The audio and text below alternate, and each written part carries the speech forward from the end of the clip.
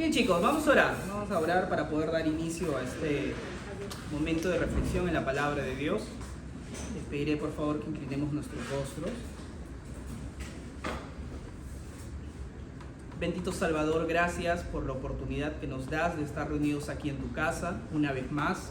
Ha sido una semana buena, ha sido una semana mala, ha sido una semana de decisiones que han traído buenas consecuencias, malas consecuencias o consecuencias que no sabemos cuándo van a llegar. Ha sido una semana con altibajos, con sonrisas, con alegrías, quizá con discusiones, quizá con tristezas. Ha sido una semana quizá con ansiedad, con temor. Señor, ha sido una semana en donde las horas no han pasado en vano y donde seguramente hemos podido demostrar en medio de la prueba de la tentación que tan cerca estamos de ti, o al contrario, que tan lejos estamos de ti. Te rogamos, Padre Santo, que ahora que hemos llegado a tu casa, nos permitas no solo a meditar lo que dice tu palabra, sino aplicarlo en nuestra vida. Porque día a día tenemos la hermosa bendición de demostrar nuestro cristianismo, pero también tenemos la obligación, Señor, de crecer en tu gracia. Toca nuestros corazones. Convence, Señor, de nuestro pecado. Convéncenos, véncenos, como dice tu palabra. Vence nuestra carne, vence, Señor, nuestro orgullo, nuestra soberbia, vence nuestra dejadez, nuestra flojera espiritual.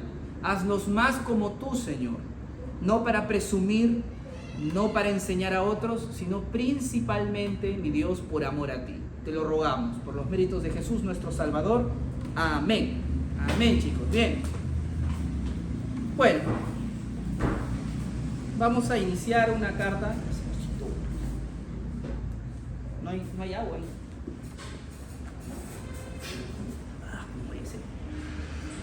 Vamos a iniciar ahora la penúltima carta de Pablo,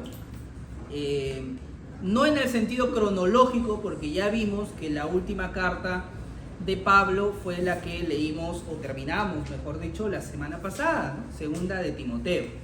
Pero al menos en el orden bíblico, en el orden en que se estructuró las escrituras, allá por el siglo IV, se puso pues a Tito después de Segunda de Timoteo.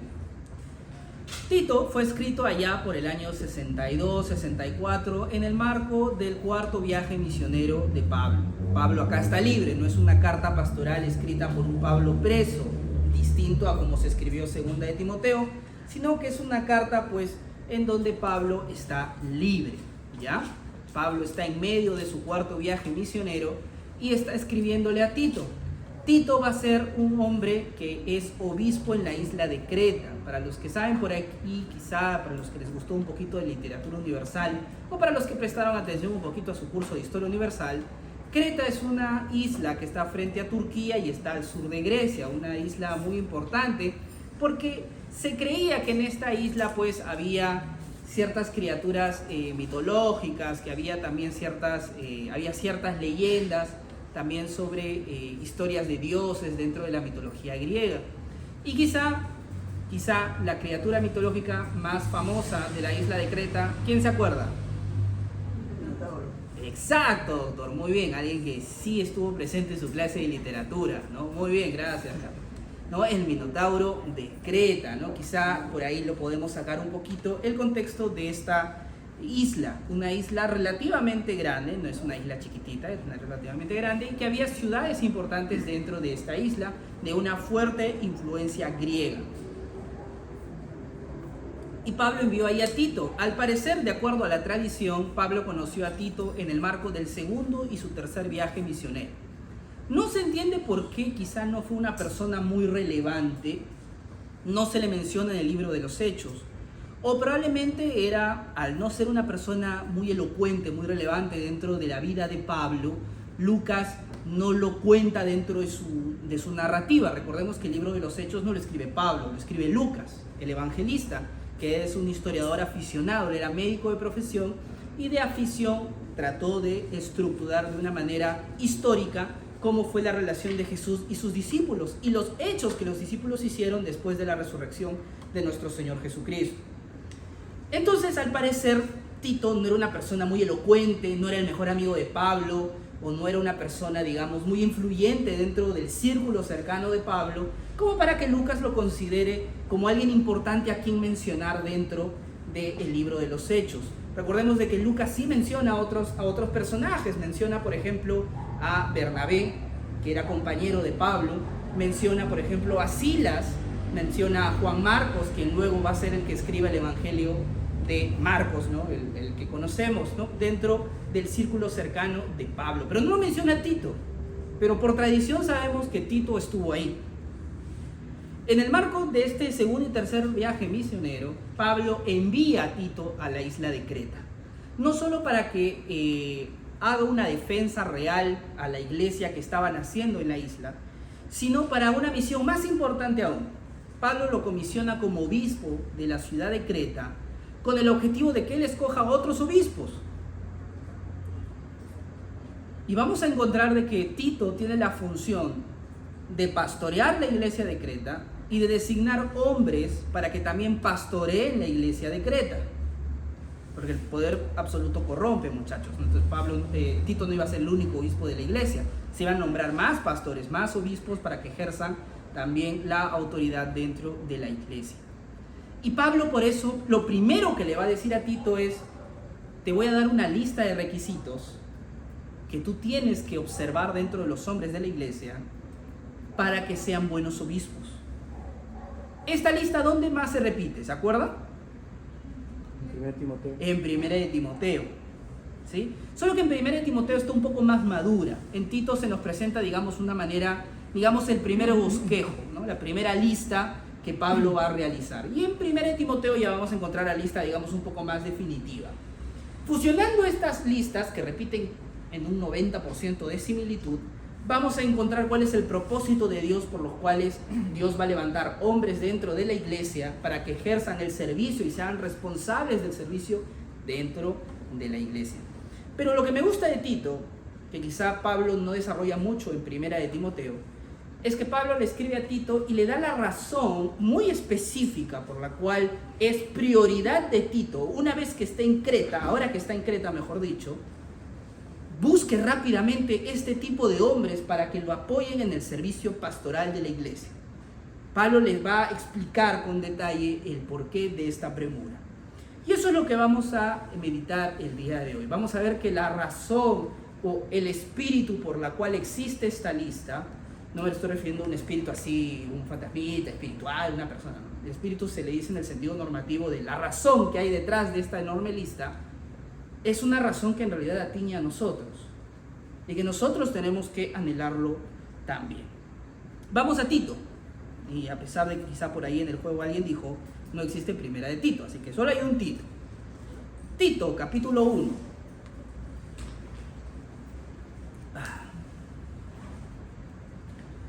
Tito, capítulo 1, del 1 al 4.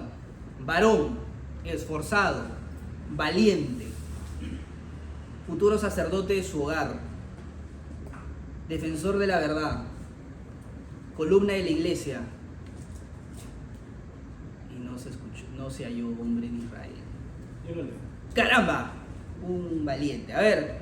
Dice Pablo, siervo de Dios y apóstol de Jesucristo, conforme a la fe de los escogidos de Dios y el conocimiento de la verdad que es según la piedad, en la esperanza de la vida eterna, la cual Dios, que no miente, prometió desde antes del principio de los siglos, y a su debido tiempo manifestó su palabra por medio de la predicación que me fue encomendada por mandato de Dios nuestro Salvador, a Tito, verdadero hijo en la común fe. Gracia, misericordia y paz de Dios, Padre, y del Señor Jesucristo nuestro Salvador. Amén, ¿no? Una introducción bien teológica por parte de Pablo a Tito. Y esta tiene una razón que hay detrás. Creta, al ser una ciudad tan llena de mitos y al ser una ciudad pues tan influenciada por la mitología griega, que en ese entonces no se llamaba mitología, sino que era la religión de los pueblos griegos, era pues una ciudad que negaba constantemente la idea de la vida eterna, ¿no? Ellos hablaban mucho de que las personas cuando morían, ellos habían sido influenciados fuertemente por las primeras grandes raíces del gnosticismo. Ellos mencionaban que una vez de que el hombre muere, no existe algo así como alma, sino más bien una energía algo que se unía al eón, que era una energía más grande, o cadenas de energía que existían ahí en el espacio. Entonces nosotros moríamos y nuestra energía se iba allá, a unirse con el eón. Y nuestro cuerpo, que es producto de materia, se quedaba aquí en la Tierra, que era más o menos materia. Estoy hablando de los principios más primitivos de lo que mañana más tarde, digamos de una manera más madura, se iba a conocer como la herejía del gnosticismo. Pero esto es décadas o hasta un siglo y medio después, ¿no? Ahí todavía estamos en sus raíces, sus inicios, sus primeros postulados. Y estos primeros postulados te decían eso, ¿no? Te decían que la materia era mala o era técnicamente propia de aquí, de la carne, y que la energía o el espíritu era más bien algo propio de lo inmaterial, era algo bueno que no se podía contaminar. Había un rechazo total a la idea de cielo, a la idea de infierno, había un rechazo total a la idea pues de la vida eterna y también a la resurrección, porque, reitero, si el cuerpo carne es y le pertenece a la materia, ¿cuál es el sentido de resucitar el cuerpo, ¿no? Si este cuerpo es simplemente material, aquí nomás en la tierra, no tiene ningún tipo de sentido. Entonces negaban también la resurrección. Este es el contexto histórico en el cual Tito tiene que enseñar las verdades del cristianismo. Y una de las verdades fundamentales del cristianismo es la resurrección de los muertos. Tú no puedes decir que eres cristiano si no afirmas la resurrección de los muertos. Está escrito que el hombre muera una sola vez y después el juicio, pero también está escrito que los hombres buenos y los hombres malos resucitarán en su debido tiempo. Resucitarán los hombres justos para la vida eterna y los hombres impíos resucitarán para la muerte eterna. Eso es algo que va a suceder, querrámoslo o no, es lo que enseñan las escrituras con claridad. Pero también enseña las escrituras el cielo y el infierno. Enseña con claridad también que todos aquellos que han sido justificados por la fe, que creen en el Señor Jesucristo y en su obra y se han arrepentido de sus pecados, entonces son justificados y les espera pues el paraíso, les espera la vida eterna con el Señor. Y aquellos que no, aquellos que rechazaron la verdad del Evangelio y persistieron en vivir en sus pecados, serán juzgados acorde a sus obras y serán hallados culpables. Y su condena será el infierno, donde será el llanto y el crujir de dientes por la eternidad, en donde solo va a estar la ira de Dios manifestada de manera perpetua y plena. Eso es terrible, pero son las verdades que el cristianismo enseña con exactitud. Y Tito tiene una enorme tarea porque la iglesia estaba influenciada pues por estas cosas, ¿no? Hoy en día nuestras iglesias también son atacadas de diferentes maneras, ¿no? Quizá en nuestro contexto evangélico no somos muy atacados por los movimientos pues, políticos o los movimientos liberales. No es muy común ver a una iglesia evangélica liberal, no es muy común. Pero sí vemos iglesias evangélicas que son más sinagogas judías, ¿no? Ese afán de querer ver a Israel como el pueblo de Dios ha llevado a ciertas iglesias evangélicas a un extremo, ¿no? Donde ahora hay iglesias evangélicas donde hacen danzas hebreas, dicen que Jesús está mal traducido y comienzan a decir Yeshua, tocan la shofar, que es un cuerno enorme, predican y acá ponen tu candelabro de siete velas y te ponen la bandera de Israel acá y la estrella de David ahí en el medio, ¿no? Y creen que la cruz es algo malo y que tienen que aprender hebreo porque toda la Biblia fue escrita en hebreo, lo cual es mentira en realidad. La herencia que tenemos de las escrituras es en griego, pero bueno, lamentablemente no lo saben, ¿no? Y también tenemos dentro de las iglesias evangélicas, además de este sionismo extremo, este amor excesivo y hasta herético por parte de Israel, tenemos también en nuestras iglesias pues este afán o esta idea de volverse cada vez más sectarias, ¿no? Muchas iglesias evangélicas que tienen una tradición ya casi sectaria, ¿no? Que si tú no perteneces a nuestra iglesia o no eres de nuestra iglesia, entonces técnicamente no eres ni cristiano, ¿no? Y si alguien, por ejemplo, se va de la iglesia bautista Vida Nueva de Monterrico a otra iglesia, no sé, la iglesia bautista Pepitos, ¿no? Que está por allá, entonces ya no le hablen, él ya no viene a nuestra iglesia, él ya no, como si hubiera perdido la salvación, ¿no? Y no es así, eso lamentablemente también se ve dentro de las iglesias evangélicas. Dentro de las iglesias protestantes también se ven cosas terribles, ¿no? Ahí sí vemos el liberalismo. Dentro de las iglesias presbiterianas o luteranas, hay iglesias presbiterianas, luteranas o anglicanas que casan personas homosexuales, ¿no? Hay iglesias, por ejemplo, bautistas, confesionales en los Estados Unidos en donde tienen una serie de ritos para purificar a la persona antes de que aborte. Imagínense, ¿no? O sea, una mujer que quiere abortar va a la iglesia a recibir su bendición para ir tranquila a abortar, ¿no? Entonces, esto vemos en ciertas iglesias protestantes que han sido contaminadas. Entonces, la iglesia siempre ha estado bajo ataque, siempre. En la antigüedad, con estos mitos de dioses y también de ritos místicos que existían, hoy quizá ya no tanto, pero hoy en día nuestras iglesias también se ven fuertemente influenciadas por los movimientos mundiales, heréticos, que atacan las verdades fundamentales del cristianismo, ¿no? Y nos tildan de homofóbicos, o de machistas, o de cerrados, o de retrógradas por no abrazar estas ideas modernas o progresistas que tratan de imponerse dentro de nuestra iglesia. Y te estoy hablando de agentes externos, nada más. Porque la iglesia en sí mismo, al ser una comunidad de pecadores arrepentidos, no nos olvidemos, pecadores, tiene problemas internos, ¿no? Si las relaciones más bonitas de amor, de matrimonio, de enamorados, tienen problemas, como le hablábamos a una pareja de enamorados a los cuales estamos discipulando, la relación humana es el arte de discutir, ¿no? Siempre vas a discutir cuando tienes una relación de amor, siempre vas a discutir. No feo, ¿no? No te vas a agarrar de las mechas, esa no es la idea. Tienes que aprender a discutir, pero la relación entre seres humanos, siempre hay una discusión de por medio, es normal. Hay que aprender a amarnos en medio de esas discusiones y aprender a discutir, de eso se trata. Entonces, una iglesia también tiene problemas internos. Pablo ya abordó ciertos problemas internos que las iglesias tenían. Lo aborda en 2 de Timoteo. En 1 de Timoteo exhorta sobre los falsos maestros, y en 2 de Timoteo igual, pero tanto en 1 y en 2 de Timoteo también nos muestran los problemas que la iglesia puede tener adentro. También lo desarrolla, por ejemplo, en Corintios. 1 y 2 de Corintios es una carta excelente, no para hablar mucho de los problemas externos que tenía la iglesia, las herejías, sino de los problemas internos que tiene la iglesia, por ser justamente una comunión o una comunidad de pecadores arrepentidos. Pecadores. Entonces, dentro de la iglesia también tenemos enemigos internos, pues. Tenemos al chismoso, tenemos al que raja, tenemos al malhumorado, tenemos al soberbio, al orgulloso, al que se victimiza cada rato, y tantas otras cosas o defectos que tú y yo podemos tener y que nos lastimamos los unos a los otros en medio de lo que llamamos la comunión. Eso es normal. Pero también hay problemas externos. Las herejías, los movimientos filosóficos, la presión social que existe contra la iglesia. Entonces tenemos enemigos externos y enemigos internos, y Pablo está abordando ambos. Y esto ha sido siempre.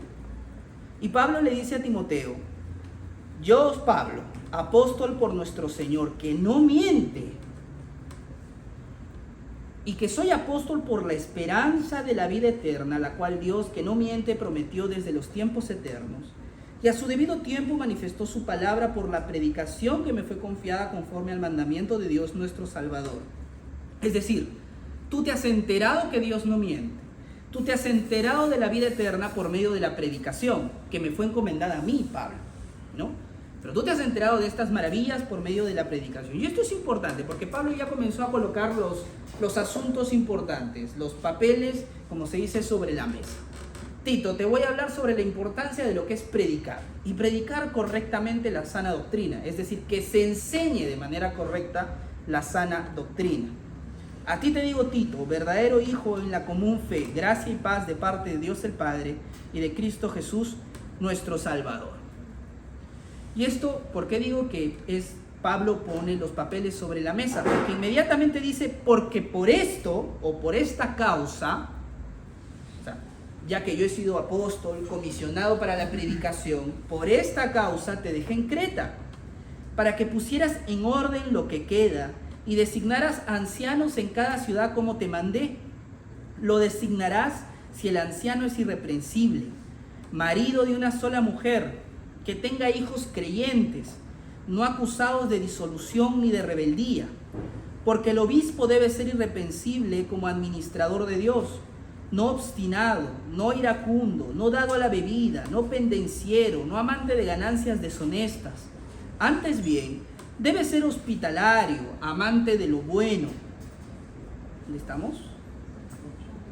Prudente, justo, santo, con autocontrol.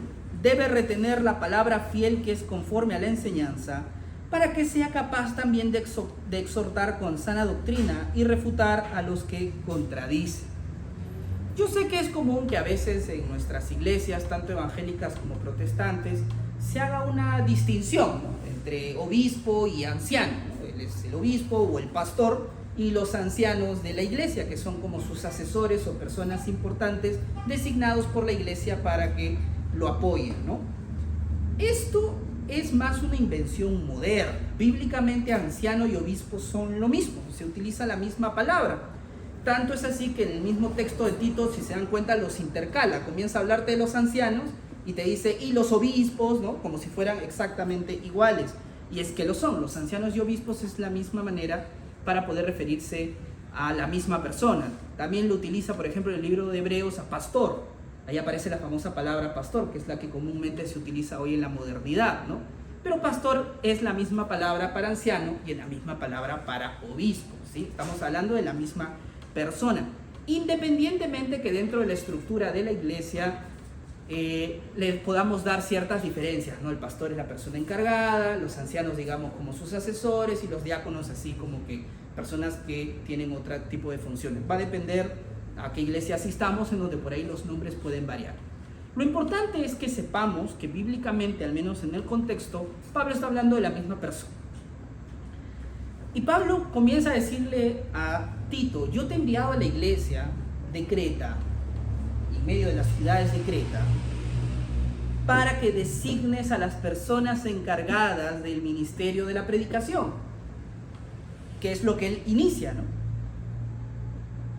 Conforme al pleno conocimiento de la verdad, que según la piedad, con la esperanza de la vida eterna, la cual es de Dios, que no miente, prometió de los tiempos eternos, y a su debido tiempo manifestó su palabra por la predicación que me fue confiada, conforme al mandamiento de Dios nuestro Salvador.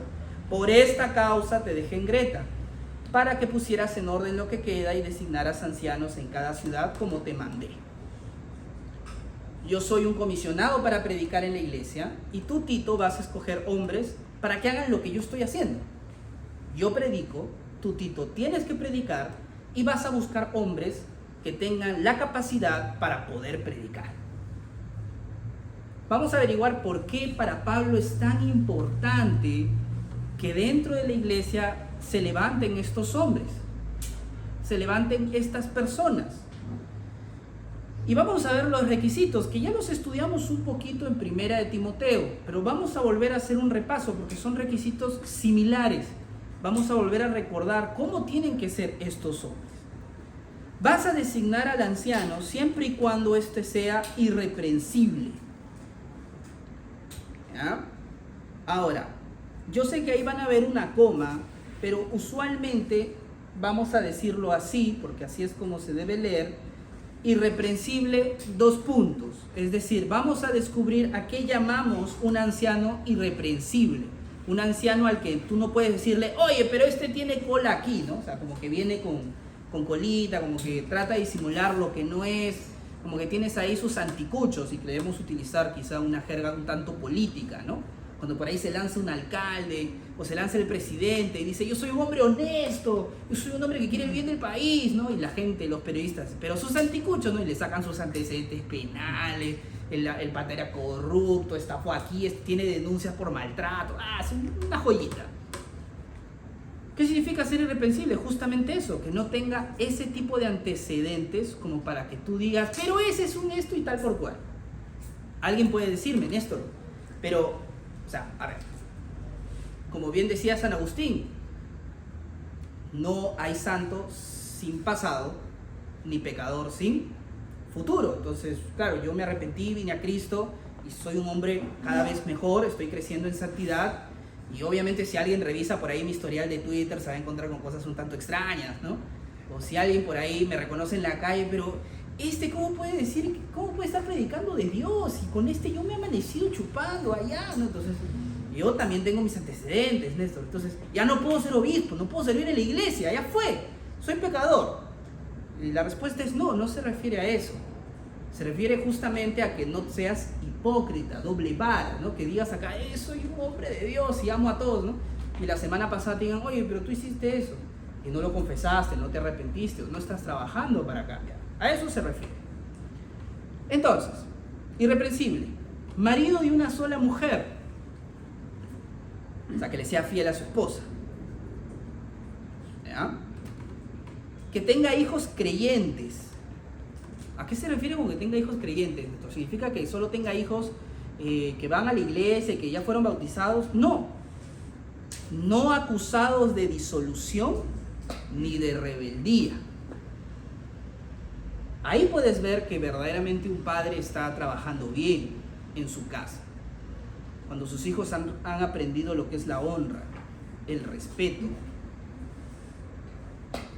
Un hombre, hace ya 2-3 semanas, Ángela quizás se acuerde mejor que yo, mis padres fueron a un velorio de un pastor de las Asambleas de Dios. Para los que no saben, la familia por parte de mi mamá son pastores. Ella tiene hermanos pastores de la Asamblea de Dios, una iglesia pentecostal bien grande acá en el Perú. Y entonces hay bastante círculo pastoral por el lado de mi mamá, ¿no? Y bueno, este pastor falleció. Creo que tenía cáncer y falleció. Y mis padres fueron al velorio, ¿no? Y una de las cosas antes de fallecer que este pastor desahuciado le dijo a mi mamá y a mi papá cuando fueron a visitarlo fue su arrepentimiento, ¿no? El remordimiento que tenía este hombre por haber hecho mal las cosas. Y uno puede decir, ¿pero qué? ¿No? Si fuiste un pastor, te dedicaste a la iglesia, serviste, fuiste un hombre de Dios, ¿no? O quizá por ahí tenía sus cositas, no sé, ¿no? Y no tan así. Pero él le dijo a mi madre algo que me quedó resonando en la mente, ¿no? Dijo, he hecho mal, descuidé a mis hijos, hice mal, no cuidé a mi esposa, no cuidé a mis hijos, me dediqué solamente a la iglesia y al parecer sus hijos tienen un problema con él, no lo aman mucho, entonces él sentía ese peso de la culpa. Imagino que se arrepintió, no averigüé más y falleció.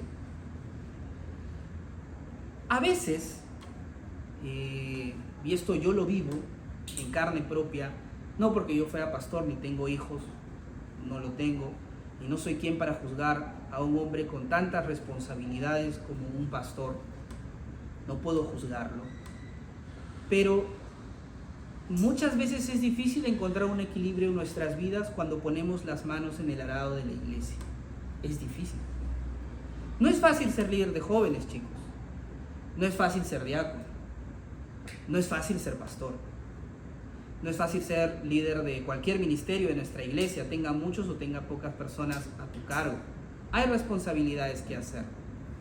Y quizá cuando estamos solteros es más fácil, porque solo tenemos que cuidar nuestra vida. Y como somos expertos en maltratarnos a nosotros mismos, entonces como que no nos pesa mucho, ¿no? Si hay que amanecerse, nos amanecemos, pues, Néstor, ¿no? Pero cuando te casas ya no puedes amanecerte. Porque si tú te amaneces, se amanece tu esposa.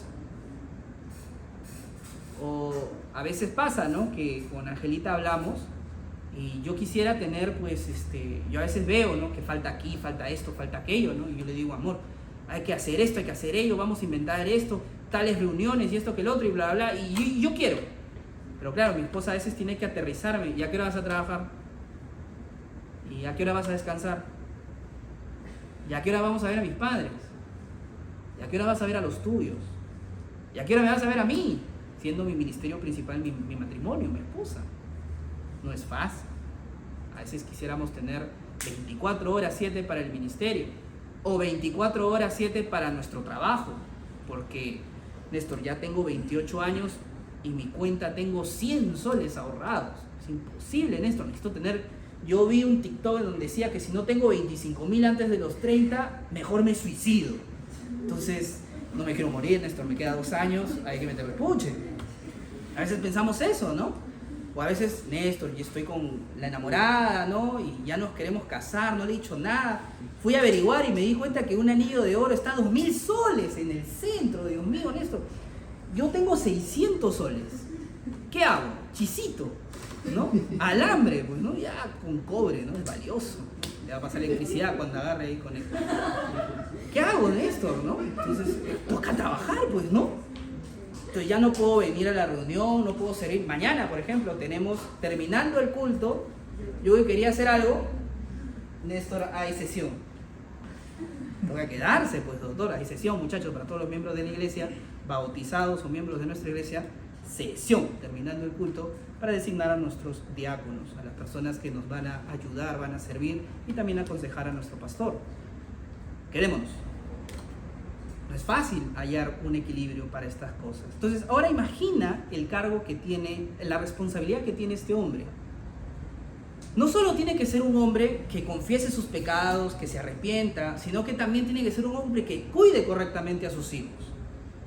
Yo todavía no soy papá, ruego a Dios pronto ser padre, pero yo recuerdo cuando era niño, yo era bien fregado, bien rebelde, yo he sido contestón, hasta por cosas absurdas, por no querer bañarme. De verdad, le peché a mi mamá por no bañarme. No, pero tú quién eres, ¿por qué me voy a bañar? Oblígame. 6 años, ¿no? Yo a veces pienso yo de papá un patadón y a la tina, ¿no? Pero luego digo, no, porque luego mi hijo crece y tiene traumas, pues, ¿no? Y le confiesa a su líder de jóvenes, ¿no? Y comienzan a rajar de mí, ¿no? Entonces esa no es la idea. Entonces, es difícil ser un buen padre. Y es difícil ser un padre que cumple este requisito. Que sus hijos no sean acusados de disolución ni de rebeldía.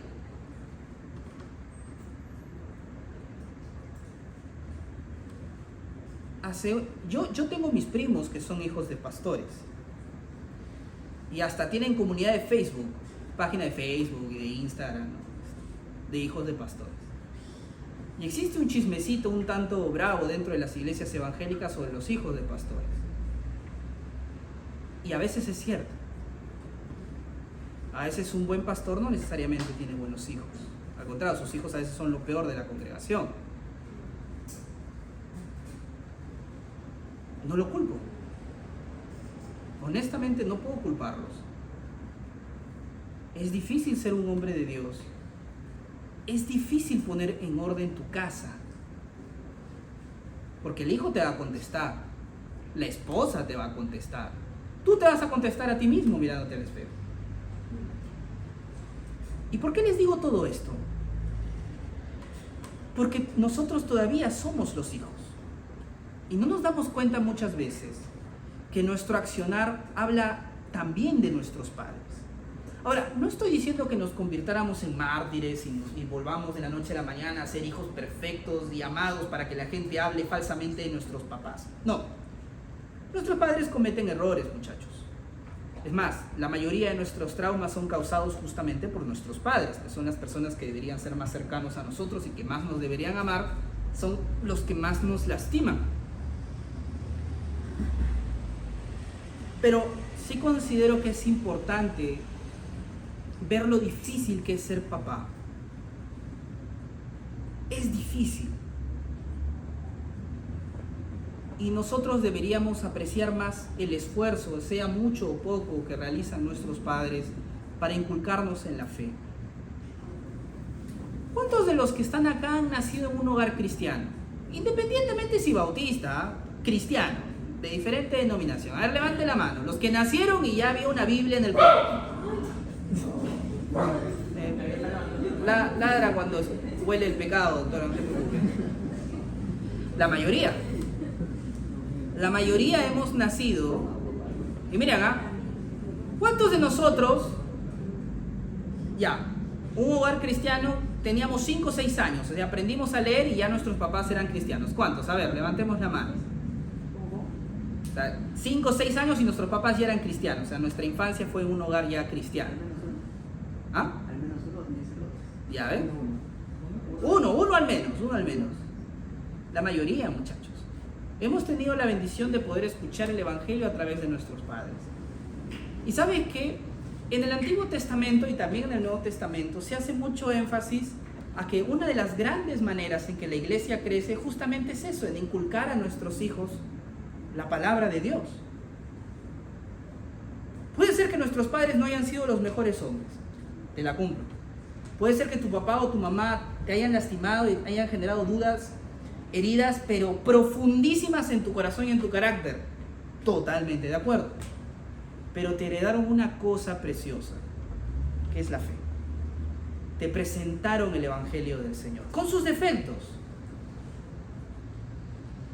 Quizá tú ahora, la oportunidad que él no tuvo, ahora sí tienes. Tú ahora sí estudias, has profundizado en la lectura, has leído, creces y entonces ahora tú dices, no puede ser, mi mamá es una hereje. Entonces, puede ser que llegues a esa conclusión, doctor, yo no lo sé, ¿no? ¿No? Sí, dice Annelies, sí, yo lo voy a predicar, ¿no? Puede ser, no lo sé.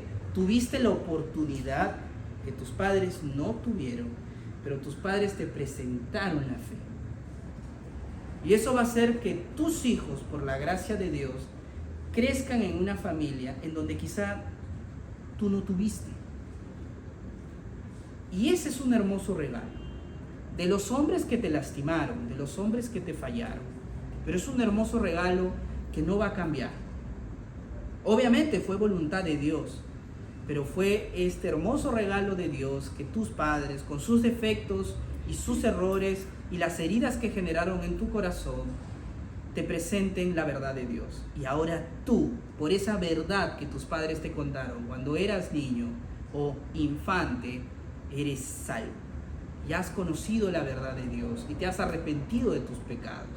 No estoy diciendo que la salvación se herede, por si acaso, para nada.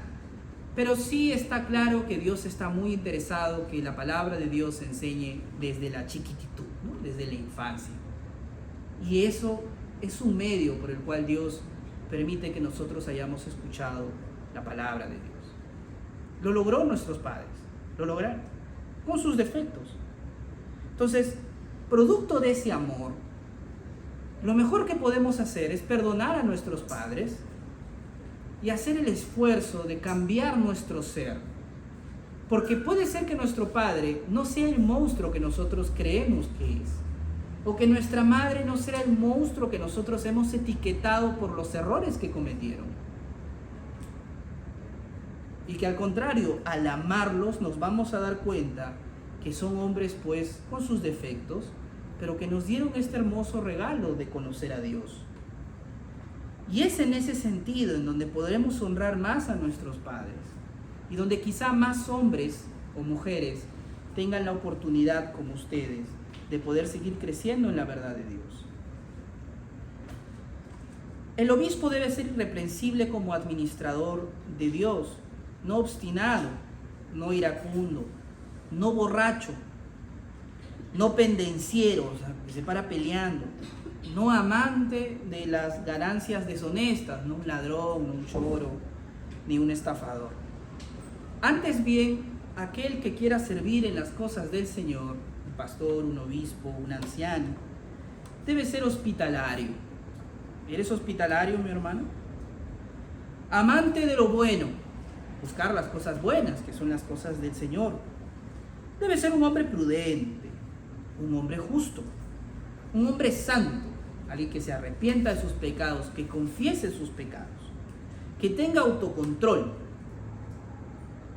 Debe retener la palabra fiel, que es conforme a la enseñanza, para que sea capaz también de exhortar con sana doctrina y refutar a los que la contradicen. Y esto es importante, muchachos.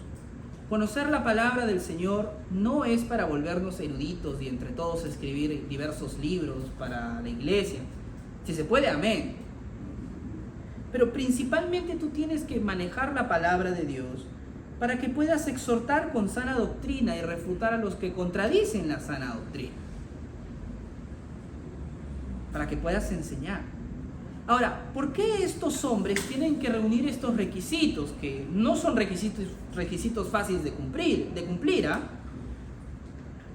Y aquí es donde quizá Pablo, al hablar con Tito, se abre un poquito más de que cuando habló con Timoteo. Porque nos da la razón.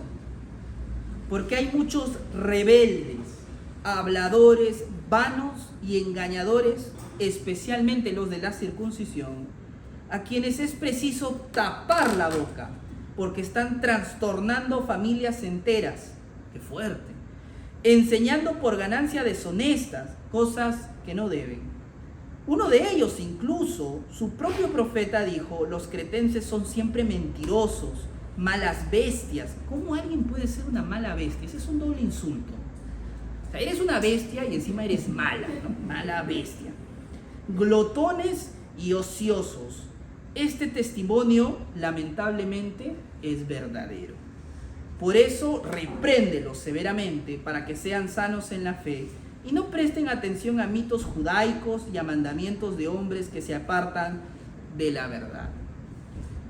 ¿Por qué se dice que los cretenses eran malas bestias? Porque llegó un momento en alguna de las iglesias de Creta en donde al parecer la comunión, la Santa Cena, ¿sí? Se sirvió el pan. Recordemos que cómo era la Santa Cena antes, ¿no? Recordemos que primero se comía y luego de comer se repartía el pan de manera pública, ¿no? Y servían la copa. Es por eso se llamaba cena, ¿no? Porque la gente cenaba, comía su chifita, su pollito a la brasa, y terminando eso, muy bien muchachos, el cuerpo de Cristo, ¿no? Y partían el pan para hacer referencia a los sufrimientos de nuestro Señor. Esta es la sangre, ¿no? La copa, y tomaban. ¿Qué pasaba? Se tomaba vino. Y al parecer, en una de estas celebraciones de la Santa Cena, la iglesia terminó teniendo una orgía. ¿Se imaginan lo que es esto? Una iglesia cristiana terminó celebrando una bacanalidad. O sea, al parecer, no sé, la persona encargada de la administración se emborracharon, comieron de más, tomaron de más y celebraron una orgía. Ustedes saben lo que es una orgía. Terrible, ¿no? El doctor se burla, ¿no? Pero tiene verdad, terrible, doctor, terrible. Y por esa razón, incluso uno de estos hombres importantes de la iglesia de Creta dice: estos cristianos cretenses se hacen llamar santos, cuando a lo mismo Magali, ¿no? Yo me he enterado que estos cristianos tienen orgías dentro de su iglesia. ¿De qué santidad me hablan? Y Pablo le dice a Tito: no, están blasfemando contra la iglesia, ¿cómo es posible, no? ¿Qué les dice? Lamentablemente, tiene razón. Fuerte lo que dice Pablo. Es fuerte. ¿Cuál es la razón por la cual entonces necesitamos hombres que reúnan estos requisitos? Porque la iglesia siempre ha tenido problemas, externos e internos. Y porque dentro de la iglesia hay rebeldes, habladores vanos, engañadores, personas, como bien dice Pablo, que es necesario taparles la boca. Qué fuerte, ¿no? Son palabras que quizá hoy en la modernidad no utilizaríamos, ¿no? No le diríamos a una persona: ya cállate, ¿no? Sería fuerte, sería para que la persona se vaya llorando, ¿no? Pastor, me dijeron cállate. Pero Pablo dice: sí, pues estas personas merecen esto. Son personas que trastornan familias enteras.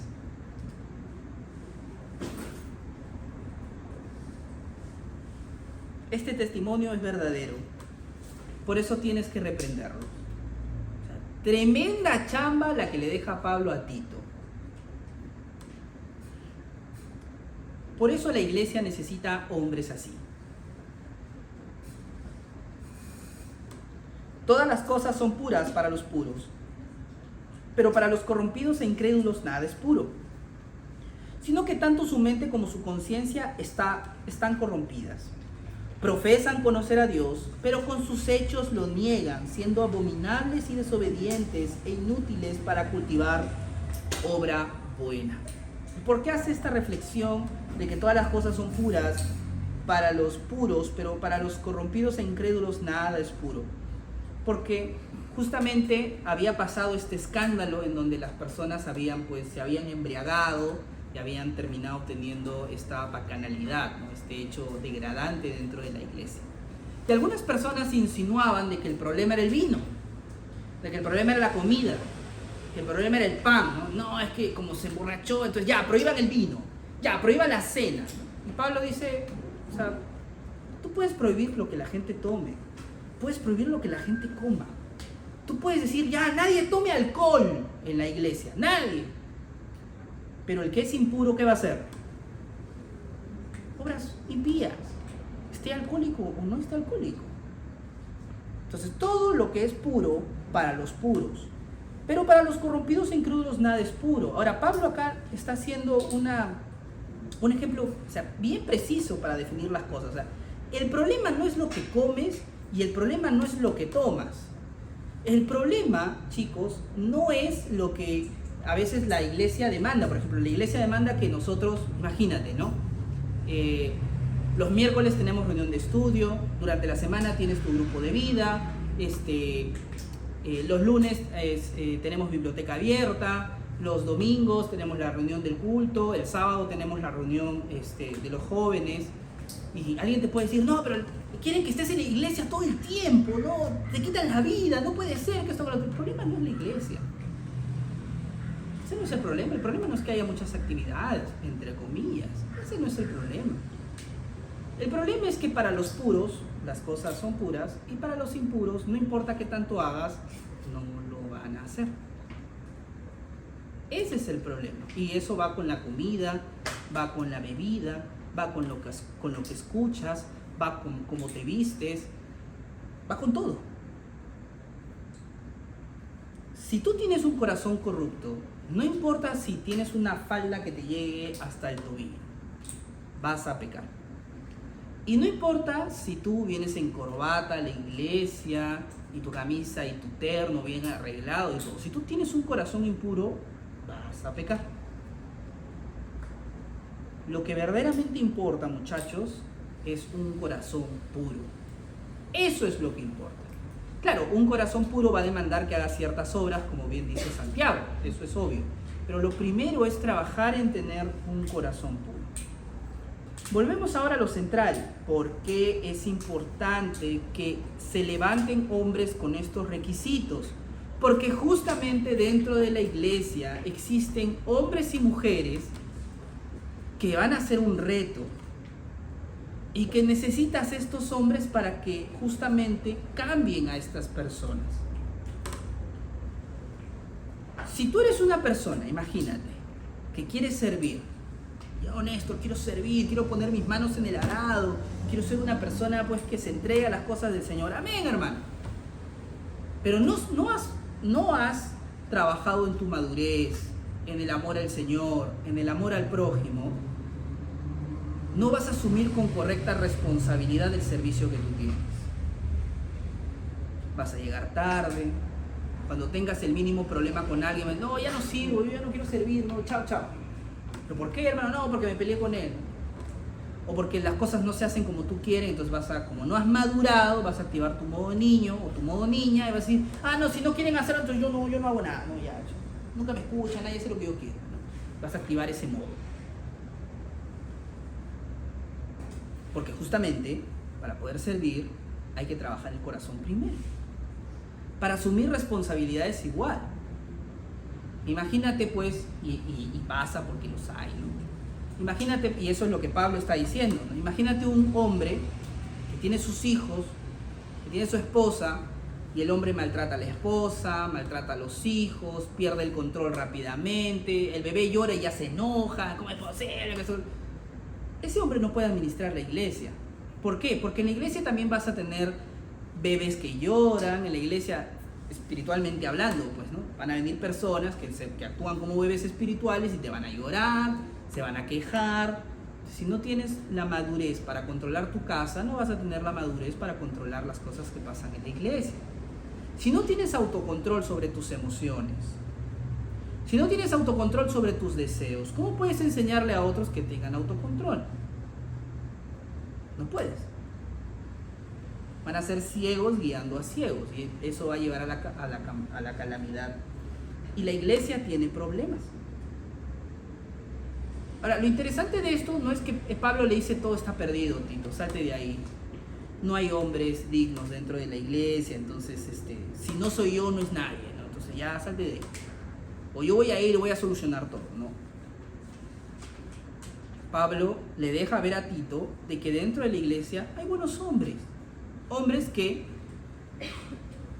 están trabajando para cumplir esos requisitos. Hombres que se están esforzando. Néstor, pero yo soy mujer, ¿no? Yo no soy llamada a ser obispa ni pastora, entonces a mí me da igual, yo sí soy rebelde y quemo la iglesia. No, chicos, porque el hombre no está casado con un hombre, pues. El requisito para ser obispo es de que este hombre esté casado. ¿Con quién? ¿Con quién debe estar casado un hombre? ¿Cómo les da miedo, no? Que los tilden, ¿no? Una mujer, señor, con una mujer. Tiene que estar casado con una mujer. ¿Y cómo tiene que ser esta mujer? Porque su hombre va a estar dedicado a muchas cosas del ministerio. ¿Cómo debe ser esta mujer? ¿Debe amar el ministerio o debe odiarlo? Y si es indiferente, ¿qué va a pasar? ¿Va a ser una carga extra para el marido o no? Muy bien. Este hombre va a tener que criar bien a sus hijos. ¿Cómo tiene que ser su esposa? ¿Tiene que saber criarlos también o no? Si la mujer es rencillosa y rebelde y es una hija más, ¿qué va a pasar con el varón? Otra hija más, ¿no? Terrible. El hombre no debe ser obstinado ni iracundo. ¿Cómo tiene que ser su esposa? Tiene que ayudarlo. Ayuda idónea le hizo el Señor. Quizás las señoritas no lo saben. Cuando se casen se van a dar cuenta. Y hablaba eso con una señorita dentro del discipulado. Ustedes a veces no se dan cuenta. Y todos los hombres son... Hay hombres que tienen carácter más explosivo que otros. De acuerdo. No todos tenemos el mismo temperamento. Pero yo no sé si ustedes alguna vez se han subido en un carro. Creo que sí. Todos nos hemos subido alguna vez en un carro. Un carro, que es una máquina preciosa. A mí me encantan los carros. Un carro puede matarte. Es una máquina preciosa y todo lo que tú quieras, pero un carro puede matarte. Es una máquina que si lo quieres ver y no le haces los mantenimientos correctos, esa vaina puede explotar. Te puedes lastimar manejando a alta velocidad. ¿Qué voy con todo esto? Tú puedes ver a Pepito. Es tierno, es tranquilo, honesto, nunca se enoja, míralo. Siempre viene puntual, bien bañadito. En los juegos solo se ríe en esto. Es el amor de mi vida. ¿Por qué no lo has visto molesto a Pepito? Cuando Pepito se moleste, te vas a asustar. Porque los hombres, todos los hombres, son así. Al igual que las mujeres, también se enojan y todo lo que sea. Así somos. No te asustes. No idealices a las personas. Un hombre que necesita ser sabio, necesita una mujer que lo ayude a ser sabio. Un hombre que necesita tener autocontrol, necesita una mujer que lo ayude a tener autocontrol. Una mujer que no tiene autocontrol no va a ayudarle a su esposo a tener autocontrol. Eso es obvio, porque los dos van a terminar perdiendo los papeles y se van a estar lastimando el uno por el otro. Si uno de ellos es iracundo y el otro también es iracundo, ¿qué va a pasar en esa discusión? Dios no lo quiera, seguramente no se irán a los golpes, ¿no? Pero no van a poder cumplir el mandato que dice Pablo, no se vayan a... Bueno, esto dice Pedro, pero no recuerdo bien. Que dice, no se acueste el uno peleado con el otro, no dejen que el sol se ponga sobre vuestro enojo. Debo ser honesto, a veces yo no cumplo ese mandamiento. A veces yo me enojo y me voy a dormir molesto, algo así. A diferencia de mi esposa, que a veces cuando discutimos, ella sí duerme molesta y ella duerme así. Sabe que a la mañana le voy a pedir disculpas, pues, ¿no? Así duerme el ganador, siempre, no confiado. El perdedor duerme así, molesto. Les va a pasar cuando se casen, no lo saben, varones, acuérdense. Perdón, mi amor. Frase que abre muchas puertas. Pero para serles honestos, como les digo, a veces no cumplo ese mandamiento apostólico. Permito que la ira me acompañe en la noche. Bueno, no debería ser así. Debería tener el valor y la humildad de volver a hablar con mi esposa. Claro, si yo soy iracundo y mi esposa iracunda, seguramente eso va a generar una nueva discusión. Entonces, ¿qué necesita el varón? Una mujer que lo ayude sobre ese asunto. Y ahora le hablo a la señorita, pues, si te enamoraste de tu enojón, tú tienes que, Néstor, yo soy el doble, le parto. No, tú tienes que ser la que lo calme. De eso se trata. Porque si yo también soy el doble y lo apago a punta de golpes, entonces la situación no va a mejorar. Por eso estos escritos van en ambos, señores. Ahora, puede ser al revés, puede ser que el varón no sea el enojón, puede ser que la mujer sea la enojona y el varón sea el tranquilo. No es tu deber calmarla a ella, y eso está dentro de tu función de ser un buen administrador de tu casa. Tienes que tener la madurez de poder calmar a tu esposa, y la esposa la sabiduría de poder obedecer a su esposo, como bien dice las Escrituras. Estos pasajes, si bien solo habla de hombres, porque reitero, el mandamiento para la administración de la iglesia es solo dado a los varones, incluye también a las mujeres. Porque no podemos encontrar este tipo de hombres en las iglesias si es que no encontramos el tipo de mujeres que necesitan este tipo de hombres para ejercer su ministerio. Pablo está sumamente interesado en que Tito encuentre hombres piadosos en la iglesia, porque la iglesia tiene problemas y siempre ha tenido problemas. Nuestra iglesia tiene problemas. La Iglesia Bautista Vida Nueva Monterrico necesita este tipo de hombres. Porque dentro de la Iglesia Bautista Vida Nueva Monterrico hay rebeldes, hay habladores, hay engañadores, hay personas que manejan de manera incorrecta la doctrina, personas que trastornan a las familias y todo lo demás. Y no solo en nuestra iglesia, sino en todas las iglesias del mundo, porque son los problemas que hay en todas las iglesias del mundo. Y por eso en todas las iglesias del mundo Dios demanda que se levanten hombres buenos, valientes, que tengan autocontrol, hombres que sepan administrar bien su casa. Néstor, pero yo no estoy casado, pero probablemente en algún futuro cercano, porque no somos la reunión de niños ni de adolescentes, somos la reunión de jóvenes, y muchos de ustedes ya están en la línea promedio del matrimonio.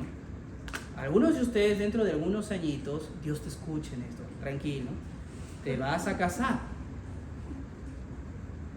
Y si no ves con atención que tu matrimonio no solamente es útil para tu vida, porque Néstor, me quemo, me siento solo, necesito casarme. No solamente el matrimonio es para eso.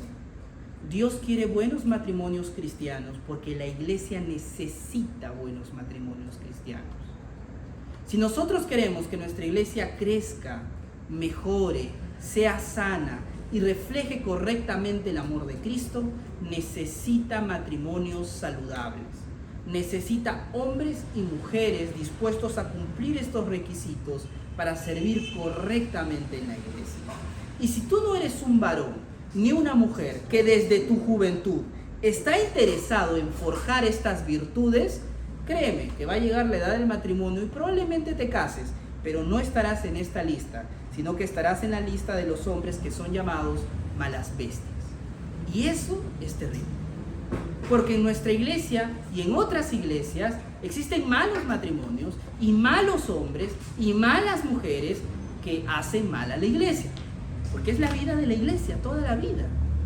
Como bien lo dijo Pablo en 2 de Timoteo cuando hablamos de estos dos tipos de hombres que están dentro del círculo cristiano, ¿no? Hombres con estas virtudes y hombres con estos defectos. Y dependerá de ti cuál quieres ser. Pero se trabaja desde ahora. Te pongo un ejemplo para ir terminando, ¿no? Para los que no lo saben, ya hace 2 semanas inicié el gimnasio porque quiero ser un papá fit y no fat. Entonces, el nutricionista me midieron y todo, y ya antes de eso ya había ido al médico y me dijeron, tu colesterol está bien. No parece, ¿no? Pero el colesterol está bien. Estamos bien, estamos ready, estamos sanitos. ¡Bien! El doctor, espérate que tengas 40. Espérate. ¿Cómo, doctor, qué ha dicho?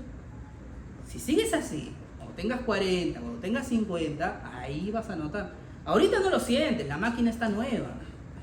Como un carrito que tiene 2, 3 años, le revientas, entras a los huecos, manejas a 8000 de revolución y el carro te responde porque está enterito. Espérate que el carro tenga 6 años, vas a ver cómo se rompe la faja. Ahorita estoy joven, todavía. El cuerpo aguanta. Cuando lleguen los 35, cuando lleguen los 40, ahí la rodillita va a temblar. Por eso es necesario que desde ahora yo haga un cambio de alimentos y de vida y todo lo demás, que lo estoy haciendo. Porque quiero llegar a los 50, 60, si es que antes no me atropellé un carro, llegar bien, ¿no? Bien a la vejez. Tú ahorita estás joven, quizá Néstor, ninguna chica me da bola, ¿no? O quizá puedes decir tú como señorita Néstor, pero todos son feos, no quiero a nadie, ¿no? Bueno, todavía no te llega la ceguera del amor, ¿no? Y hasta donde no llega ese momento, tú dices, pero Néstor, tengo todo el tiempo para cumplir estos requisitos, mientras tanto sigo haciendo los míos, chicos, chismeando, haciéndome la víctima, haciendo esto y aquello. Seguimos felices. Al diablo las virtudes. Somos jóvenes. Como bien dice el proverbio, tomemos, bebamos, comemos, que jóvenes somos. Probablemente puedes decir eso. Pero cuando llegue, te enamores y te cases y no trabajaste estas virtudes, en tu matrimonio vas a sufrir las consecuencias. Ahí, en la cancha, es donde la vas a sufrir. Igualito que yo, si no cambio mi estilo de vida, a los 50 años la voy a pasar mal. Se trabaja antes, chicos, no después. Si es después, vas a traer muchos problemas. Entonces, a manera de conclusión, en esto tenemos que aplicar. La iglesia necesita buenos hombres y necesita buenas mujeres para que puedan tener matrimonios santos que sirvan en la iglesia, porque solamente la iglesia trae el evangelio. Solamente la iglesia es baluarte y columna de la verdad. Solamente la iglesia predica la sana doctrina. Solamente la iglesia es la comunidad de los santos. Solamente la iglesia, no tú. No tu cuarto, no tus amigos, la iglesia. Y la iglesia necesita de nosotros. Dentro del orden y del plan de salvación de Dios, Dios ideó la iglesia. Y Dios ideó a hombres y mujeres para que ejerzan los talentos y los dones que Dios mismo le dio para el beneficio de la iglesia. Dios demanda que seamos hombres, y me refiero a los varones, con estas virtudes, para que sirvamos a la iglesia. No son virtudes fáciles, pero tenemos que trabajar para tenerlas. Y Dios demanda de ustedes, señoritas, que trabajen en estas virtudes para que sean soporte de sus maridos y en conjunto como equipo sean de bien para la iglesia. Tú puedes decirme, tengo 20 años, Néstor, pero tú no sabes si a los 22 o 23 te vas a casar. No lo sabes. Por eso, desde la juventud, trabaja en estas virtudes, para que cuando llegue el momento puedas construir un buen matrimonio cristiano, una familia sana y que sea de bendición para la iglesia. Y no malas bestias. Nadie quiere ser eso. No caigamos en dejarnos seducir, chicos, por el mal y hacer las cosas de la manera pecaminosa. Trabajemos estas cosas en nuestras vidas. Les vuelvo a reiterar. Trabajemos para ser irreprensibles, para ser fieles. Trabajemos para seguir siendo hijos que no causen disolución ni sean rebeldes. Para la mayoría que todavía viven con sus papás, no sean rebeldes. No causen desunión. Amen a sus padres, perdonen a sus padres, perdónenlos, ámenlos. Ellos les enseñaron la fe, a pesar de los defectos que tienen, pero les enseñaron la fe. No hay nada mejor que eso. Trabajen en ser buenos administradores del dinero, del tiempo. Trabajen en no ser obstinados, no ser tercos, en no dejarse llevar por la ira. Trabajen en tener autocontrol en lo que comen, en lo que beben, en no ser pendencieros, pelear, o sea, ser fosforitos, estar ahí nomás al ¿qué dijiste? Y con el puñetazo. No. Trabaja en no ser amante de ganancias deshonestas, en ser un hombre trabajador. No me refiero a que sudar la gota gorda, ¿no? Hay trabajos que no demandan trabajo físico, sino más bien intelectual, ¿no? O tener buen instinto de empresario, sea lo que sea. Sé un buen trabajador, esfuérzate para ganar el dinero que tienes de manera honesta, pagando tus impuestos, ayudando a tu prójimo. Sé hospitalario. ¿Cuántos de los que estamos aquí nos falta ser hospitalarios? Nos falta abrir las puertas de nuestra casa, decir yo pongo mi casa, yo los invito, vengan chicos, ayudemos, ¿no? Hagamos esto y aquello. ¿Cuánto de nosotros nos falta eso? Ser amante de lo bueno chicos. Trabajar en la prudencia es algo que quizá viene con las canas, pero desde la juventud podemos buscarlo. Ser alguien justo y no solo pensando en mis deleites. Ser alguien santo.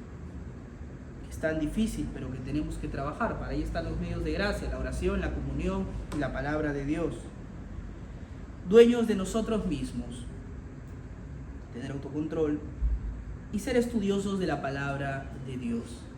Porque si somos cristianos, tenemos que estudiar la palabra de Dios y manejar correctamente la palabra de Dios. Y esto es para varones y para mujeres. ¿La leemos? ¿La meditamos? Probablemente no. Probablemente lo hacemos 1 o 2 veces a la semana y ya con eso somos muy cristianos. Pero tenemos que hacerlo, chicos. Porque es la única manera de forjar en nosotros ser cristianos que sirvan a la iglesia. Ser cristianos que sean de bendición para la iglesia. ¿Y por qué tengo que ser bendición para la iglesia? Porque solamente a través de la iglesia las personas conocen al Señor. Solamente a través de la iglesia las personas se arrepienten de sus pecados por medio del obra del Espíritu Santo y crecen en la palabra del Señor.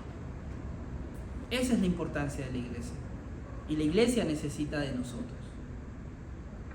Tenemos que esforzarnos. No solamente el pastor, no solamente el diácono o la esposa de allí y por acá. Ellos pasarán, morirán, renunciarán, se jubilarán, se cambiarán de iglesia. Ellos pasarán. Nadie es eterno. Pero la iglesia necesita hombres y mujeres firmes para el servicio del Señor. ¿De dónde vamos a sacar? Vamos a importar. De los Estados Unidos. Vamos a traer uno acá. No, señores. Tiene que salir de acá. De la reunión de jóvenes. Porque es así. Así se crece. Es un reto en tu corazón y espero que te esfuerces en el amor del Señor para que puedas bendecir a otros con tu servicio. Vamos a orar y con eso terminamos.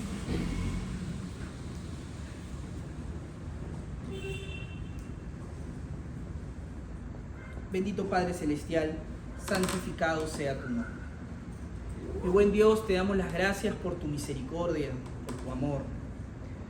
Padre, te pedimos perdón por nuestros pecados. Muchas veces damos por sentado nuestra condición de cristianos.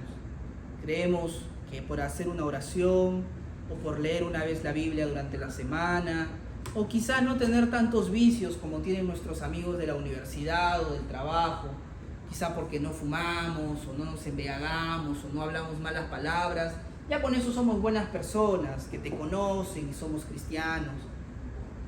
Pero eso no es cierto. Nuestras acciones tienen que hablar de nuestro cristianismo, Señor.